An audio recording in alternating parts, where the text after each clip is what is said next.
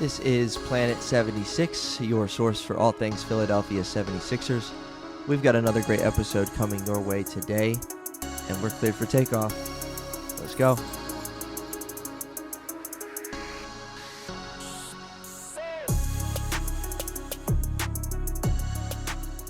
Welcome, everybody, to Planet 76, episode 36. That rhymes. Anyway, I'm your co-host, Michael from Trust to Love. Troy, as always, with me here. Got a pretty special episode lined up for you guys. Before we get into it, make sure you guys subscribe to the podcast. Follow us on Instagram. Go subscribe on YouTube. Subscribe on Spotify. Wherever else you listen to podcasts, because this show is pretty much everywhere you can get podcasts. And again, weekly episodes. So make sure you guys go subscribe. And again, like I mentioned, got a special episode actually this week and next week. So I'll let Troy get into that a little bit, or next week's episode, before I get into this week's episode.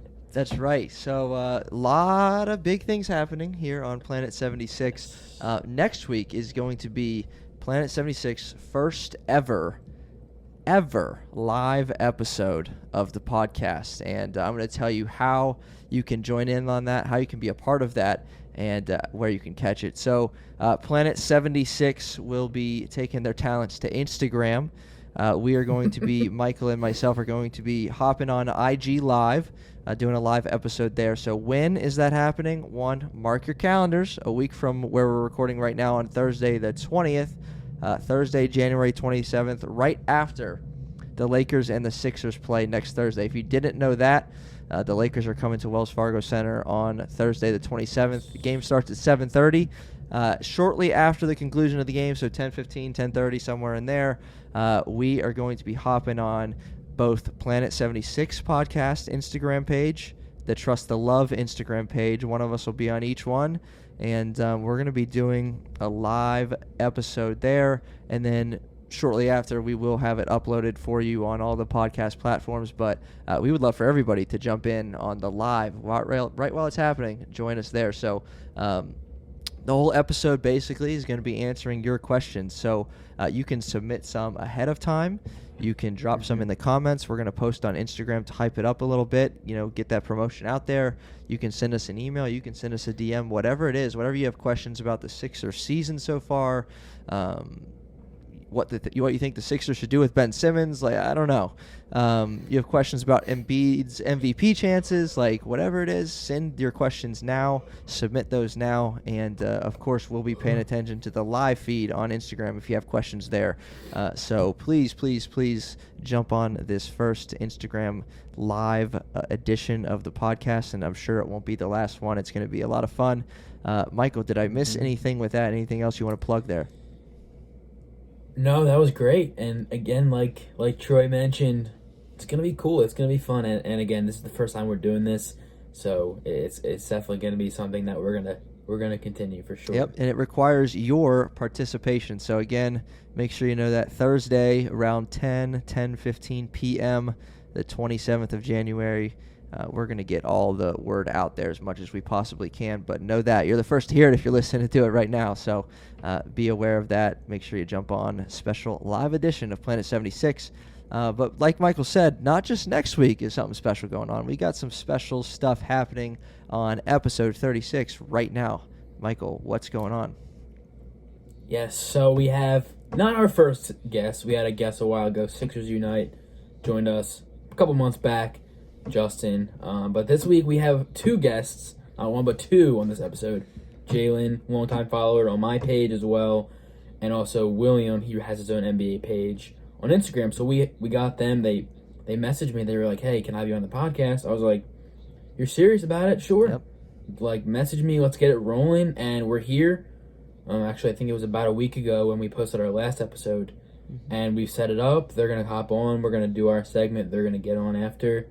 And I hope it's a good time, like I said to Troy before we started recording. I hope it's a spark. I hope whoever wants to be on the podcast, we welcome them. Please, just, again, similar to if you have questions about our episode next week, message us, DM us, whatever. If you want to be on the podcast, we'd love to have you. So this week we got two guests lined up. Again, hopefully the start of some more And yeah. There you have it. That's it. A lot of cool things happening on Planet 76. Yes. But a lot of cool things happening for the Sixers. So, Sixers fans, please forgive us. We are way too many minutes into this episode without mentioning the fact that Joel Embiid last night, Wednesday, January 19th, dropped 50 points on the Orlando Magic in just 27 minutes. Michael, 50 points. Dude. 50. Big 50. And they were saying, it's funny because they were saying his career high was 50, and I was like, I could have sworn he scored 52 at one point. But what I was thinking of was last year when he scored 50, not 52, against the Bulls last year. I think he had 50 and 16 or something crazy like that. And I really thought he scored 52, but again, I was mistaken. Tied his career high for 50 points in 27 minutes. That's a little over just half the game he played, and he scored 50 points. It's amazing. Amazing. I know, I was thinking about that too. I was like, can you imagine if he played, like playoff type minutes, like 40 minutes, 41 minutes? Yeah, oh my gosh. 60, easily. Yeah, easily. The dude was phenomenal. He had 47 through 3, right? So the dude was just, I mean, just a testament, I think, to the play that he's had lately. Now, this is certainly, again, you said tie career high from last year, but this is kind of just what he's been doing. Like, the dude has just been scoring. I've got a stat for you. So, Joel Embiid has led the 76ers in scoring in each of the last 15 games. That's tough to do. I don't care who you are. That's impressive. Sixers, by the way, were just 500 when that streak began, and currently sit at 26-18. So 8 games over 500. I mean, the dude's playing very, very well. So shout out to Joel Embiid. Sixers are winners of, I think that math makes sense. But anyway, Sixers are 26-18, winners of 3 out of 4 since we last recorded. And we've got a new segment to introduce today. We're going to try something out, Michael. I hope you're prepared. I hope you did your homework. Sweet. I hope you did your homework. Okay. So this segment is called One Word Summary. We're going to talk about the 4 games that have been played for the Sixers since we last recorded a podcast a week ago. So in that, we have a win against Boston, a win against Miami, a loss to the Washington Wizards, and, of course, last night's win against the Orlando Magic. I want you and myself to summarize those games in just one word.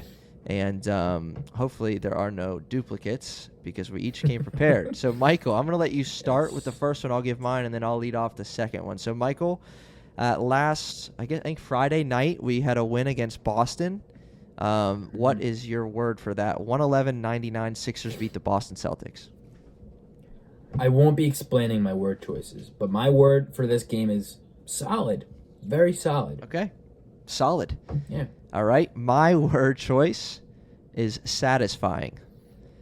It is satisfying because it is always fun and enjoyable to beat the Boston Celtics on a Friday night or any night. All right. We had a win. Was that back-to-back. The second of a back-to-back against the Miami Heat, 109-98. Sixers traveled to Miami. Joel Embiid, I believe, was a game-time decision in that one. And my word choice for Sixers at Miami is statement. I just really feel that was a statement win against a good team in the East, a healthy Jimmy Butler. Joel Embiid off a back-to-back, off a win against the Boston Celtics, and to go to Miami and do that, to win how they did, that's a statement win for me. How about yourself? My word is amazing. Is what? Amazing. Amazing. I like it. No explanation needed. It's amazing. No okay. What about the loss to the Washington Wizards? MLK Day. That was the early afternoon game. Give me a word there. Yuck. That's my word. Yuck. Perfect. My word is that game was an anomaly. It was weird. Afternoon game. lost by Felt out of place. Yeah, lost by 19 to the Wizards. Kyle Kuzma dunked on Joel. I mean, it was weird. It was an anomaly. It was yuck. Very strange. Okay, and then the Sixers did business with the Orlando Magic. Mo Bamba and Joel Embiid going at it for a half, and then Joel said, this is my court. And he dropped 50 points in that one. So my word, it took me a long time to think of this one, is the word 50. My word is just great. Great. Joel was great in that one. Yeah. And it felt good to Yes, he was. It felt good to win that. It felt great to win that one. 123 to 110. Sixers do business. So that is one word summary brought to you by Planet 76. What do you think, Mike? Is that a keeper? Fantastic. Definitely a keeper, as well as the we got to bring the what's it called? The one segment we did the one time that it was like the what was it? I forget what it was, but we have another one we got to bring. I'll look through notes after the episode because there's another segment we got to add to this one for sure. Okay. All right. So last thing before we bring on our first guest is that there have been lots of rumors flying as of late. In particular, I mean, there's been rumors since, Game 7 last year. Mm-hmm. There's been a lot going on this year. You want to fill me in even on some of these? Like, we can just read that list even. What's going on in Sixers rumor land? What isn't going on is the real question. Lots of reports going around, lots of things happening within the news area of the Sixers. Apparently, there's been some sort of notion that James Harden is going to be open to relocating to a different team, whether it be now or in the offseason, because from what I've heard, he's a free agent. I can't speak on that 100%, but from what I've heard, he's a free agent, and apparently there's a sense of him willing to relocate somewhere else, potentially. And then the Sixers apparently had multiple offers from different teams, 2 of the offers being from the Kings and Pistons, packages of, I believe, what was it? Yeah, Buddy Hield, Tyrese Halliburton, Harrison Barnes, and a few picks for Simmons, Thibault, and Harris. Apparently the Sixers declined that. That's I think that's a matter of perspective if you really think that was offered, which I'm not too sure, to be honest with you. But Pistons' offer was Jeremy Grant, Sadiq Bey, Kelly Olynyk, and a pick for Ben Simmons. Now that probably is a little bit more of a realistic rumor. Again, we use the air quotes because we aren't really sure if it's a thing. And apparently the Sixers also declined that, which I believe they were right to do in a trade like that. That Kings offer, if it actually was offered. Sorry, go ahead. So, yeah, we were breaking up just a little bit. I heard, you break down those rumors, but I did not hear your kind of thoughts on the potential Kings offer. Buddy Hield, Tyrese Halliburton, Harrison Barnes, 2 firsts for Ben, Matisse, and Tobias. What was your impression of that trade offer? Yeah, so, what's it called? I literally, I don't think you missed anything, because I was just about to talk about it. But like I don't even know what I was going to say, but what I am going to say now is, if it was actually offered, if I don't even know who the Kings GM is. It still Vlade D? Whatever. But if the Kings offered that to the Sixers, that's one deal that I probably would accept, because even though it's not to the caliber of what we are probably expecting from a Simmons deal, Hield, Halliburton, and Barnes are solid pieces. And they would fit extremely well here, alongside Joel Embiid, alongside Tyrese Maxey. Buddy Hield. Right. He's Buddy Hield. A Tyrese backcourt. I honestly think that could work well. I think it could. Wow. Okay. I thought it was a little much to give up. Oh, and Thibault. Yeah, maybe not right. maybe not Thibault included in that. Right, and and it's like it's almost to me the picks are kind of just like whatever. If you offer, don't even offer us the picks. Just take Thibault off or whatever. You know what I mean? So, an interesting one. But then Daryl Morey comes out. I guess he had a news conference or something today. He was on the radio. He was on the radio and said something along the lines of, talking about a trade for Simmons, saying that because of how well Joel is playing, that the Sixers could just be searching for a top 40 player rather than a top 30 player. Is that what he said? He said, basically because of, exactly that. They would be, according to Morey, they would be open to accepting a player outside of that top 20, top 25 range that they've already been quoted saying, and by they I mean Morey and management, I guess, even though I don't doubt that he's making the sole decisions for the franchise. So why do you think he says that? What does that mean hey, Sixers fans expect the trade soon because we're willing to accept someone less than? What's his strategy there, or is there one? He just Well, I think having Joel play as well as he's been playing is probably a factor. I also think I think it's a matter of if that player fits as well. I don't think he's just going to accept a player like Sabonis, if you consider him a top 40 player, which I definitely do. I think it's about fit. I think it's about, okay, is he a top 40 player who fits the system? Is he a Fred VanVleet? Is he again, if I mentioned Domantas Sabonis, who does not fit at all here. I think if you consider it from that angle, I think it makes sense because, again, of how well Embiid is playing. And if the player fits alongside Embiid, just think about how much better that player could be, and think about how better Joel could be with a player who fits alongside him and who can do things that complement his individual game. Okay. I think that's well said. Yeah, and I'm glad that Morey says something like that, personally, kind of as a fan, just because it's he recognizes how well Joel is playing. Sixers are 26-18 without Ben Simmons, and with all that's gone with that, with all the COVID protocol, with all the injuries, with all there's issues. And the Sixers sit 2.5 back of first in the Eastern Conference, and I get that other teams are dealing with Lonzo Ball's injured now. There was another big name who's going to be sidelined for a little bit in the East, but it's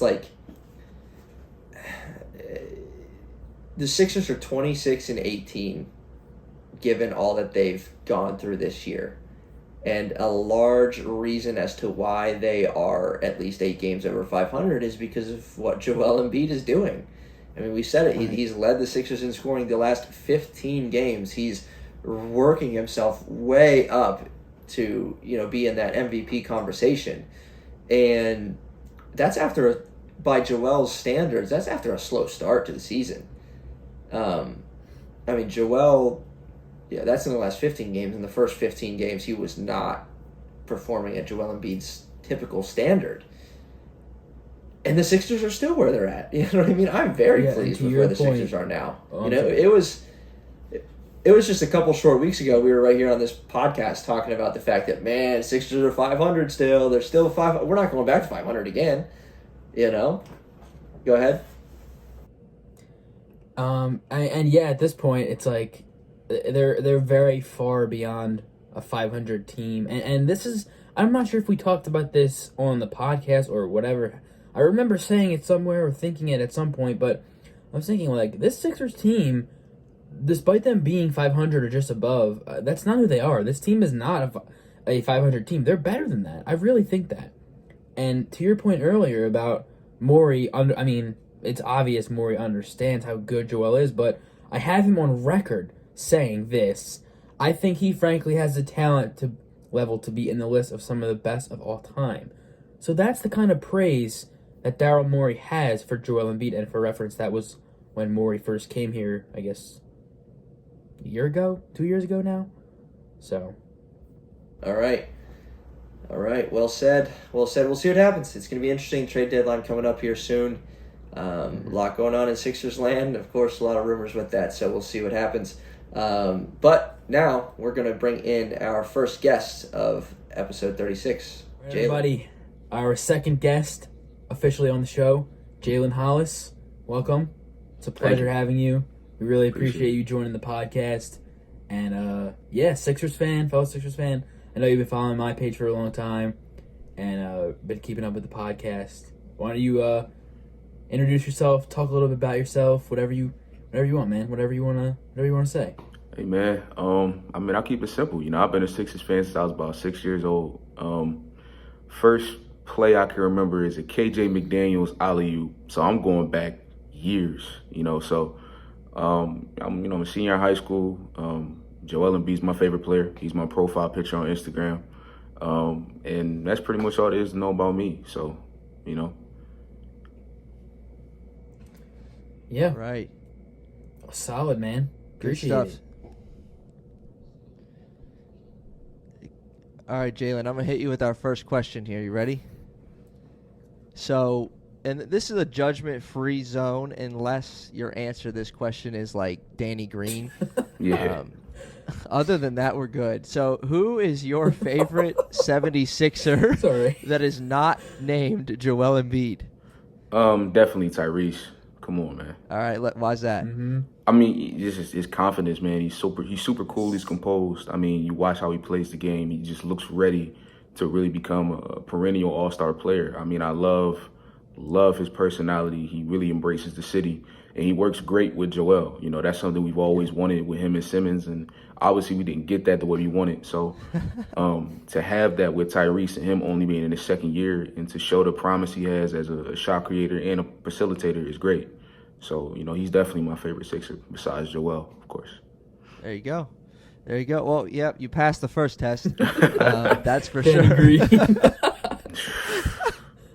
I had to. That's a good answer. I think for me, I don't know about you, Michael, but for me, it's either Tyrese or Matisse. Matisse is just, he's so freaking, you can't help but just like watch him only when he's on the court, man. Like to see what he's going to do, what kind of play he's going to make, like off ball, on ball defense, it don't matter. He's just something else. So he might be my favorite just to be something different. Michael, what about you? I mean, I got shout out Jay, man. That really great answer. Tyrese Maxey for sure. And honestly, like, I don't know about a lot of people. I know a lot of people like him, but like Seth Curry, man, he's just so good. Like he's smooth. I mean, we know he can shoot from anywhere, basically. Like range, touch with the ball, just like, and a great shot creator as well. So honorable mention Seth Curry, but for sure Tyrese Maxey, for sure, definitely.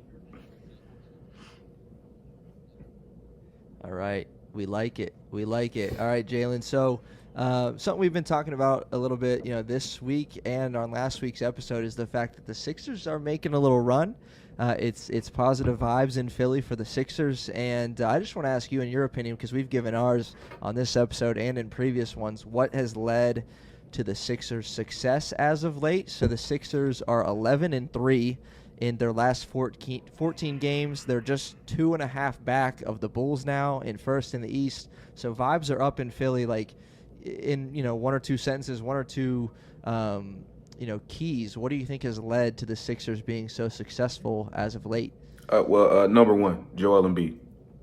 I feel like that's pretty simply put. And then if I had to say number two, Joel Embiid. I feel like it's. I mean, he's not wrong.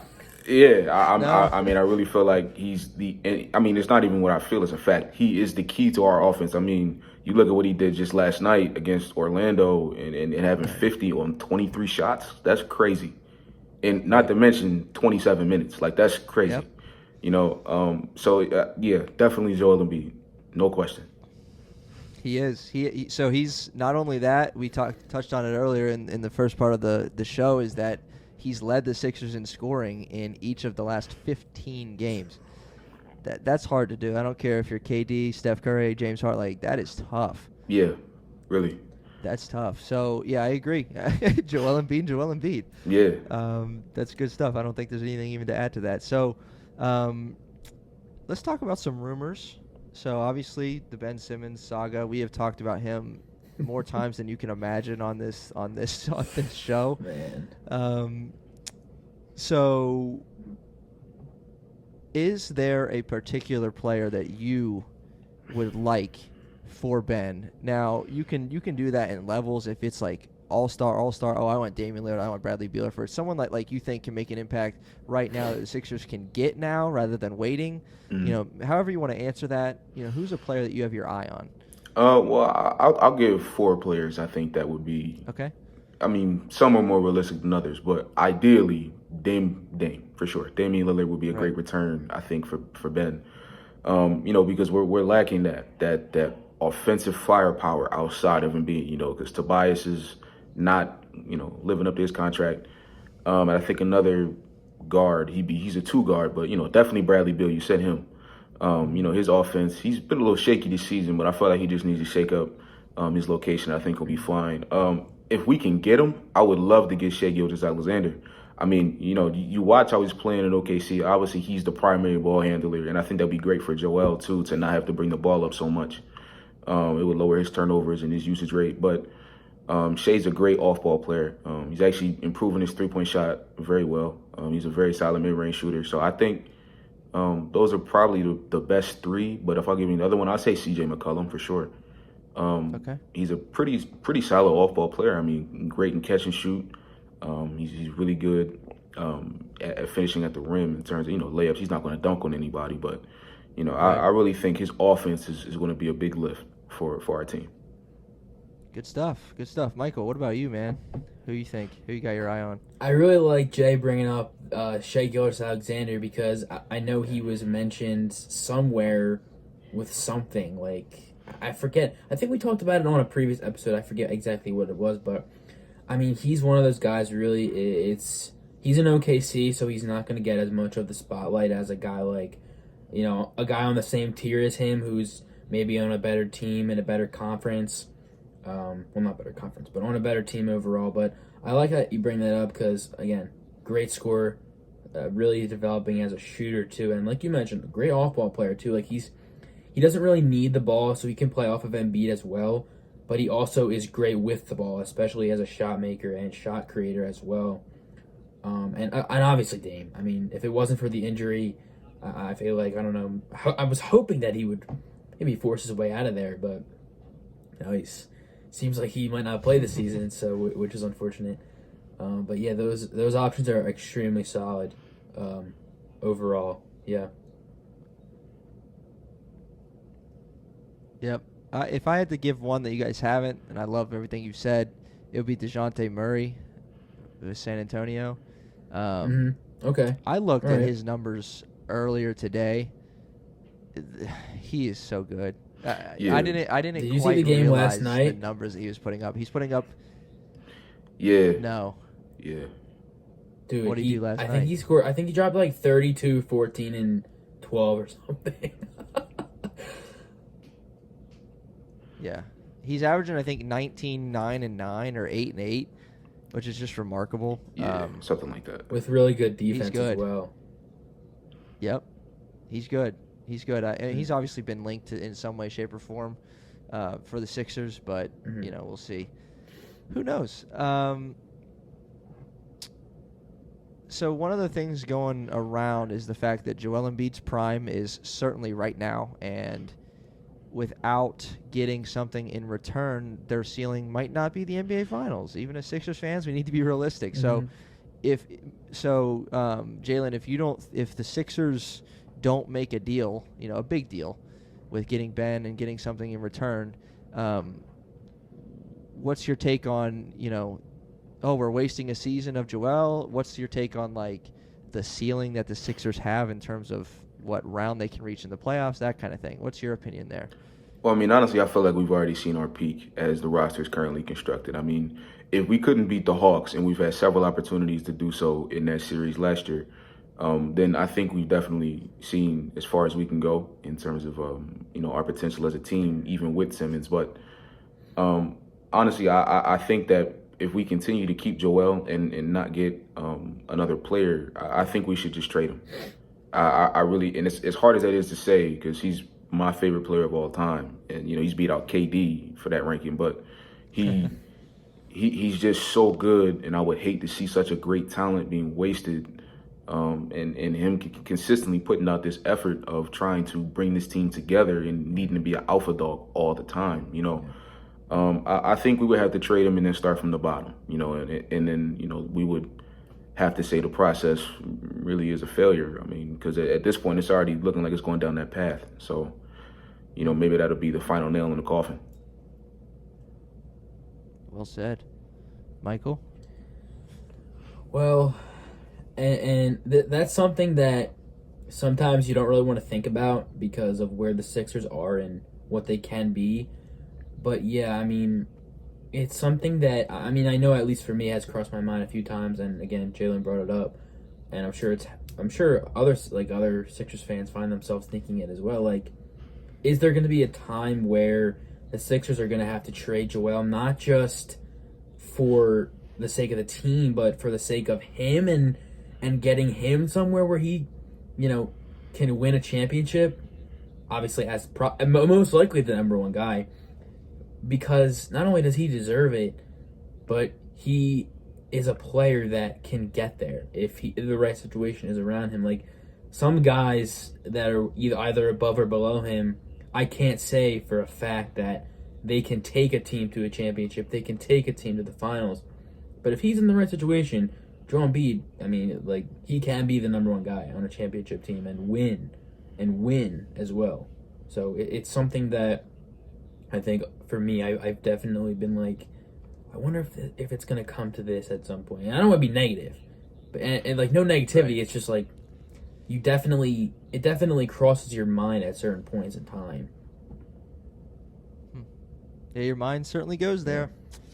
So, and I think obviously some of Daryl Morey's hesitancy, some of his, really thinking this thing through is that, and Michael and I have talked about it, is the fact that, if we move Ben, it needs to be for someone that makes us a contender, now. It can't be part one of a 4-part trade thing that's going to take the Sixers to the top. It needs to be someone that, Daryl Morey sees as, okay, this is our best shot at the championship. Let's get after it. And so I think that's why he's so cautious, why he's so even verbal about, no, we're waiting on the right piece. And, Michael, you have been so adamant about waiting on the right piece here and on Trust the Love about, Daryl's right. You guys are idiots. Let's wait. Well, so I think that's. I never called anybody an idiot, but Oh, my bad. I get what you're saying. That's me. I'll call them idiots. Oh man. Anything else? Where else we want to go? I don't know. That's something it may really make. Again, it really makes you think. Is there going to be a point in time where even he's like, hey guys, listen. He goes to Morey and be like, hey guys, listen. I think it might be time for me to move on. I love it here, but do what Damian Lillard should have done 6 months ago and request a trade, basically, is what I'm saying. This team isn't going to cut it. I need to go somewhere else. Obviously more polite because he's just that kind of guy, and he's been here 6-7 years. Well, 6 years, I guess, now. But I don't know. It's just I hope that day doesn't come. Really, I really don't. Right. Well said. I think we all do. Let me ask you this. So Joel is having just an incredible season. Certainly incredible over the last 15, 16 games. Last night dropped a casual 50 in 27 minutes. We know what he's doing, and he's starting to get some recognition around the league. Charles Barkley said, I think a couple weeks ago, he's playing, he's the best player in the world right now. You see more and more people saying he needs to be mentioned in the MVP conversation, and he seems to be getting that notice. Again, with the Sixers record continuing to improve, he's getting that recognition. So, do you guys think he's got a legit chance to win the MVP this year? You want to go first, Mike? I don't want to talk over you. No, you got it. Go ahead, bro. You're good. No, you're good. All right. I definitely believe that Joe should, be getting a lot more attention, especially from mainstream media. You got to think Every time you go on House of Highlights, you go on Bleacher Report, you check ESPN, there's a LeBron layup, there's a LeBron pass, there's a LeBron high five, but there's no Joel Embiid 50-point game.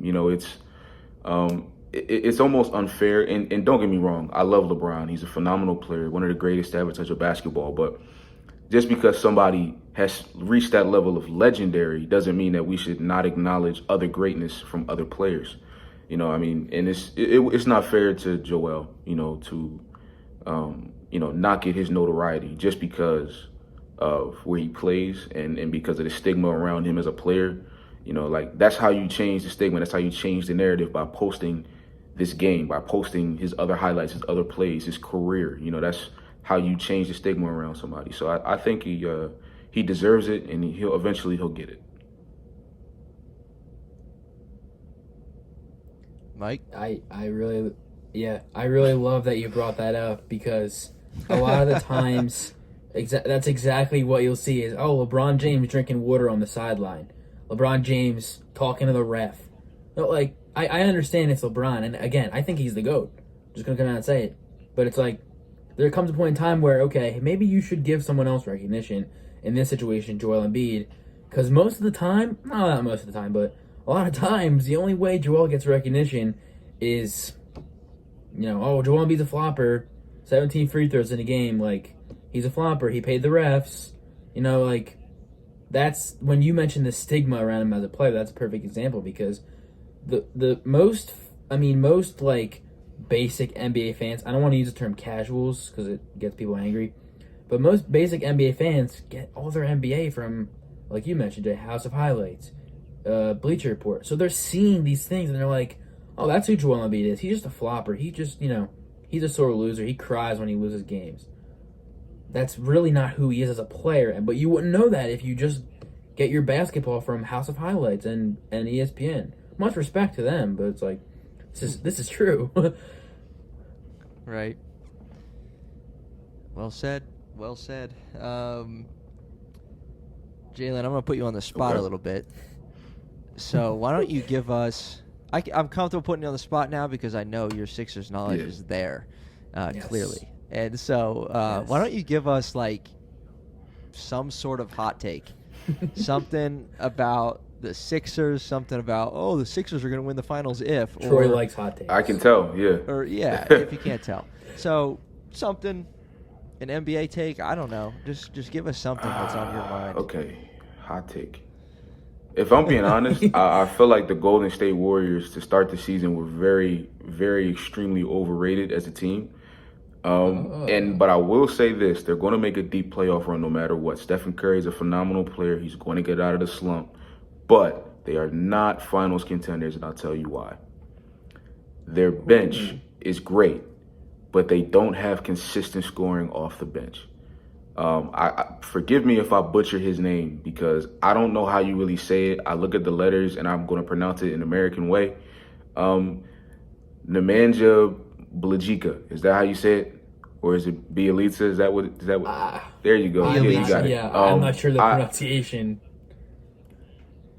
I look at it, I'm like, listen, that guy that starts with an N, him over there. But even him, they signed him for some three-point shooting off the bench, and he's not been consistent.